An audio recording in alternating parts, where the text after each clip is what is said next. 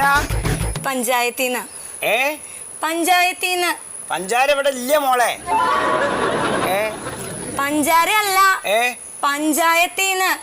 Ward member സത്യശീലം പറഞ്ഞിട്ട് വന്നതാ കൊതുകിന്റെ കാര്യം പറയാൻ. പെൻഷനോ? പെൻഷൻ കിട്ടിയിട്ടില്ല.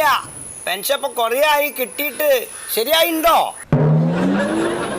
ആന ചിഹ്നം വിളിച്ച കേക്കാത്ത ആളോടാ കൊതുകിന്റെ കാര്യം പറയുന്നത്.